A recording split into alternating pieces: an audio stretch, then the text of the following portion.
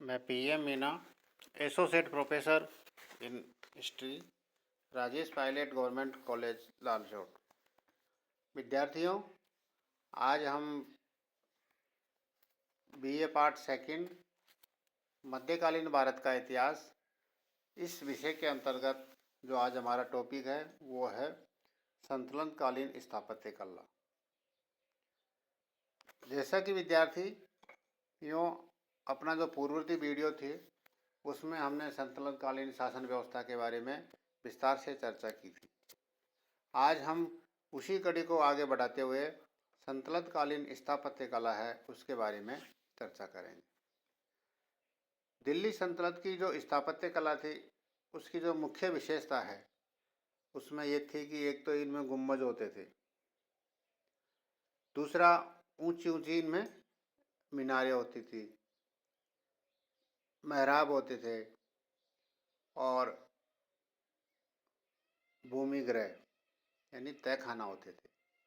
ये हमें दिल्ली सल्तनत की जो स्थापत्य कला थी उसकी हम मुख्य विशेषता ये मानते हैं। इसके अलावा हम देखते हैं कि जो स्थापत्य कला थी उसमें विदेशी शासकों द्वारा भारतीय शिल्पियों और संगत रासों के द्वारा बनवाई गई थी। अतः इन शिल्पकारों ने मुस्लिम इमारतों में, सजावट में और शैली संबंधी ब्यौरों में धीरे धीरे उन चीज़ों का समावेश किया जो यहाँ पर हमारे देश में पहले से चले आ रही थी। क्योंकि तुर्क बाहरी लोग थे और जब भारत में आए और जब उन्होंने इमारतें का निर्माण करवाया तो शिल्पकार के तो यहीं थे, जबकि उनकी जो शैली थी वो उनके साथ आई हुई थी। तो हम देखते हैं कि धीरे धीरे उनकी शैली में हमारी जो कलाकार थे उनके पास जो अनुभव था, ज्ञान था, उसका अब धीरे धीरे उनके अंदर मिश्रण देखने को मिलता है।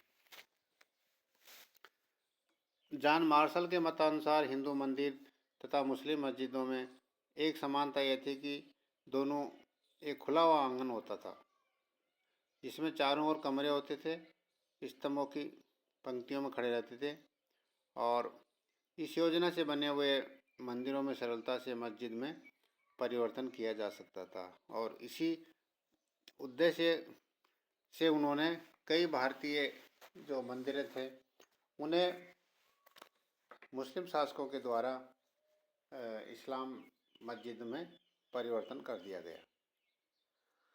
सबसे पहला जो हम इसका उदाहरण मिलता है वो था कुब्बत उल इस्लाम। कुतुबुद्दीन ऐबक के द्वारा दिल्ली में इस मस्जिद का निर्माण किया गया था। यह एक हिंदू मंदिर के चबूतरे पर तथा अनेक हिंदू मंदिर की सामग्री से बनी गई मस्जिद थी।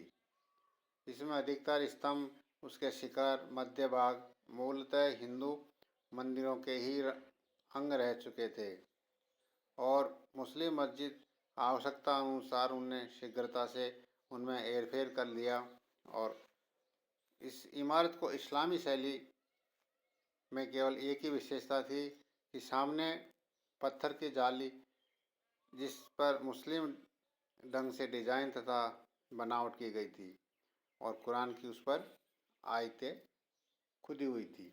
ये पहली भारत में मुस्लिम मस्जिद है, यानी पहली इमारत है जो तुर्क दिल्ली सल्तनत के शासक कुतुबुद्दीन ऐबक के द्वारा बनाई गई थी। दूसरी जो इमारत है वो है अजमेर में डायदीन का झोपड़ा। ये इमारत भी एक मस्जिद है। एक कुतुबुद्दीन ऐबक के द्वारा इसका निर्माण करवाया गया था और मूलतः ये भी एक संस्कृत विद्यालय था जिसे तोड़कर और उसको इनकी शैली में निर्मित करके तैयार किया गया था। तीसरी जो मस्जिद या जो इमारत है इनके समय की वो थी कुतुब मीनार। कुतुब मीनार कुतुबुद्दीन ऐबक ने इसका निर्माण शुरू करवाया था और पूरा कार्य इल्तुतमिश के समय में तैयार हुआ था। मूलतः ये मीनार जो अजान देने के लिए बनाई गई थी, इस पर जो चढ़कर मुसलमान नमाज के लिए एकत्रित होने के लिए अजान दिया करते थे, किंतु आगे चलकर यह विजय स्तंभ के रूप में प्रख्यात हुई। और ये मूलतः इस्लामी शैली से निर्मित मस्जिद है, इमारत है, और इसमें लाल बलुआ पत्थर का प्रयोग किया गया है। इसके अलावा जो अगली इमारत थी वो थी सुल्तानगढ़ी, जो इल्तुतमिश ने अपने ज्येष्ठ पुत्र का मकबरा के नाम से बनवाया था, और भारत में तुर्कों द्वारा निर्मित ये पहला मकबरा था। सुल्तानगढ़ी पहला मकबरा था। बलबन ने अपने लिए लाल महल भवन का निर्माण करवाया था, और दिल्ली में स्थित बलबन का ही मकबरा शुद्ध इस्लामी शैली का था। मकबरे के द्वार पर मेहराब पर भारत की तुर्की मेहराबों में सर्वोत्तम है। अलाउद्दीन ने जमैत खाना और अलाई दरवाज़ा नामक प्रसिद्ध मस्जिद बनवाई थी। तुगलकों ने स्थापत्य कला में समकालीन राजनीतिक अस्थिरता और आर्थिक समस्याओं की झलक हमें देखने को मिलती है। इस काल की इमारतों में गयासुद्दीन तुगलक का मकबरा, तुगलकाबाद, कोटला फिरोज शाह स्थापत्य कला के महत्वपूर्ण आदर्श है। लोधी काल में बनी हुई इमारतों में सिकंदर लोधी के वजीर द्वारा निर्मित मोट की मस्जिद सर्वश्रेष्ठ स्थापत्य कला का उदाहरण है। इसके अलावा हम देखते हैं कि दिल्ली के अलावा जो प्रांतीय शासक थे, वहाँ भी हमें स्थापत्य कला के कई अच्छे इमारतें भवन देखने को मिलती है, जो इस काल में निर्मित हुई है, जिसमें बंगाल के शासकों ने दाखिल दरवाज़ा, तातीपाड़ा, चमकान मस्जिद महत्वपूर्ण है। इसके अलावा छोटा सोना मस्जिद, बड़ा सोना मस्जिद और सिराजुद्दीन का मकबरा उल्लेखनीय है, जो बंगाल के शासकों के द्वारा निर्मित है। इसी तरह से जो गुजरात प्रांत था, इसमें गुजराती शैली में अधिक श्रेष्ठ तथा सुंदर इमारतों का निर्माण किया गया था, और सुंदर नक्काशी, पत्थरों के झरोखे, प्रचुर सजावट इस शैली की प्रमुख विशेषता रही है।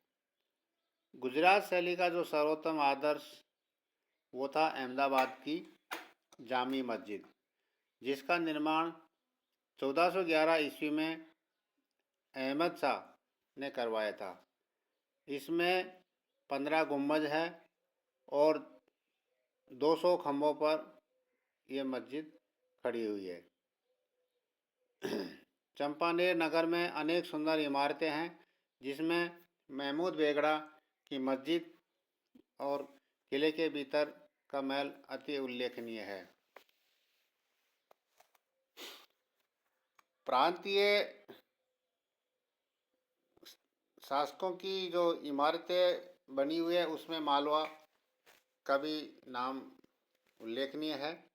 मालवा में भी एक विशेष शैली का विकास हुआ था, और जो इस प्रांत की जो पुरानी राजधानी थी धार, इसमें 2 भव्य मस्जिद है।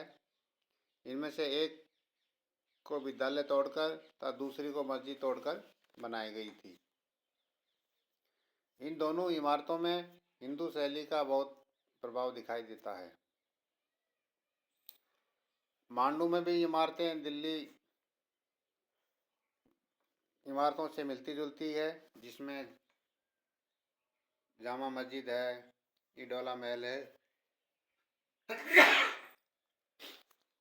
जहाज महल है, उसंगा शाह का मकबरा और बाज बहादुर तथा रूपवती का महल मांडू का सबसे प्रसिद्ध इमारतें हैं। जौनपुर, जहाँ पर सरकी राजवंशों के द्वारा स्थापित की गई स्थापत्य कला की इमारतें हमें देखने को मिलती है। इनमें हिंदू और मुस्लिम स्थापत्य शैलियों का समन्वय देखने को मिलता है, जिसमें अटाला की मस्जिद सरकी शैली का अत्यंत भव्य आदर्श है। जामी मस्जिद, जिसका निर्माण हुसैन शाह ने करवाया था। लाल दरवाज़ा मस्जिद प्रमुख इमारत है। इसके अलावा कश्मीर घाटी में भी पत्थर और लकड़ी की स्थापत्य कला से पुरानी हिंदू परंपरा को ही अपनाया था। उन्होंने इस्लाम से संबंधित कला में कुछ विशेष विषय के रूप में इसमें समाविष्ट किया गया है, और इस तरह से कश्मीर में हिंदू और मुस्लिम दोनों का समन्वय करके जो भवन तैयार हुए थे, उसमें श्रीनगर में मंदनी का मकबरा और जामी मस्जिद प्रमुख है। दक्षिणी भारत में बहमनी के सुल्तान कला के पोषक थे। उन्होंने स्थापत्य कला में एक विशिष्ट शैली को जन्म दिया, जो भारतीय, तुर्की, मिस्री, ईरानी आदि तत्वों का उसमें मिश्रण देखने को मिलता है, जिसमें गुलबर्गा तथा बीदर के मस्जिदें इस कला के सुंदर उदाहरण हमें देखने को मिलता है।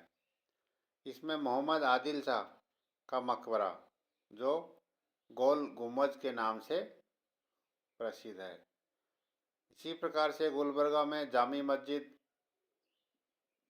दौलताबाद की मीनार और बीदर में महमूद गावा का विद्यालय अन्य इमारतों के रूप में प्रख्यात है।